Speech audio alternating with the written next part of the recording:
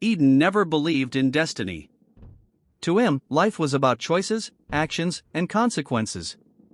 Love was a concept for dreamers, something beautiful, yet fragile, something that could distract a person from the real work of living. But then he met Lily. They met on an ordinary day in New York.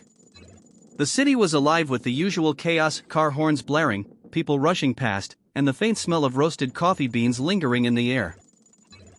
Eden had ducked into a small, cozy coffee shop to escape the rain and work on a project. He was seated near the window, focused on his laptop, completely absorbed in numbers and deadlines. And then she appeared. Lily, with her gentle smile and sparkling eyes, shook off her umbrella, brushing droplets of rain from her hair. She looked around, hesitated, and finally asked, "Is this seat taken?" Eden looked up, slightly startled, and said, "No, it's free." She sat down, thanked him, and for a moment, he couldn't stop staring. There was something about her presence that felt warm, alive, and oddly familiar. They spoke only a few sentences that day. Nothing significant, nothing dramatic.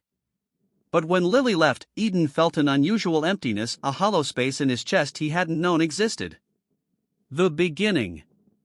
In the weeks that followed, they began to see each other more frequently, sometimes by coincidence, sometimes intentionally. Their small conversations grew into hours of discussion. They shared books, stories from their childhood, dreams, and fears. Lily was different from anyone Eden had ever met. She carried herself with quiet strength, yet there was softness in the way she saw the world. She had lost her mother at a young age and grown up with a father who worked tirelessly to provide for her. Despite life's hardships, she smiled like nothing had hurt her, like every day was a gift. One evening, walking together under the glow of streetlights, Lily asked softly, "Do you believe in forever?" Eden smiled slightly, unsure. "I believe in trying." She looked at him, eyes glimmering. "Sometimes, trying is forever." That night, Eden realized he was falling in love. Falling in love. Their relationship grew naturally, beautifully. They shared sunsets, rainy walks, late-night calls, and laughter that echoed into the small hours. Eden started to see that love wasn't a distraction, it could be a source of strength, inspiration, and joy. Lily believed in love with all her heart, but she wasn't naive. She knew love required effort, patience, and understanding. And she gave him all three, every single day. One winter night, as snowflakes floated gently around them, Eden took her hands in his and said, "I don't know what the future holds, but I know I want you in it." Tears welled up in Lily's eyes. "I don't need a perfect future," she whispered. "I only need you." They kissed beneath the falling snow, and for a brief moment, the city seemed to disappear. The storm. But love, as beautiful as it is, isn't always easy.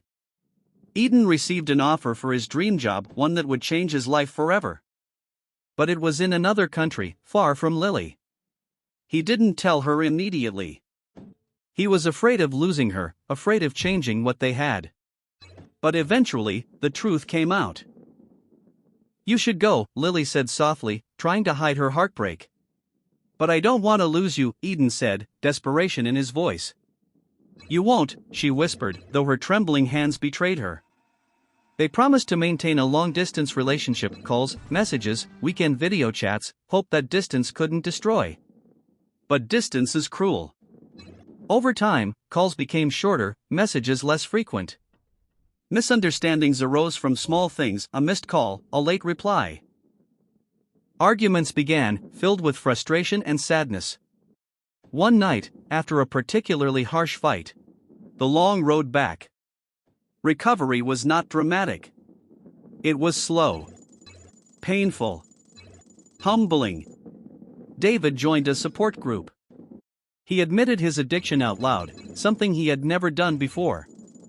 He apologized to Emma, to his family, to himself. Some forgave him. Some didn't. He worked odd jobs. He sold his car. He lived simply. Each day without gambling felt like a small victory.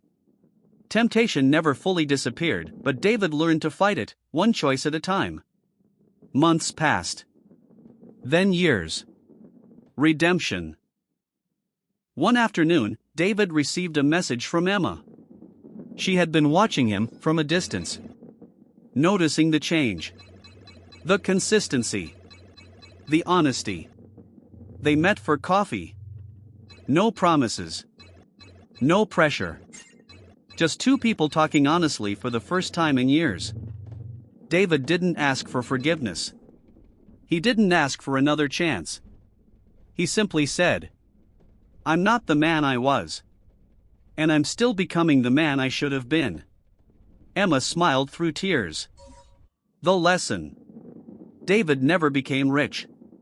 But he became free. He learned that gambling doesn't give you control, it steals it. That shortcuts often lead to dead ends. And that the biggest win in life is knowing when to stop. Moral of the story. Gambling promises quick success, but it always demands a higher price. True strength is not in winning the bet. It's in walking away from it.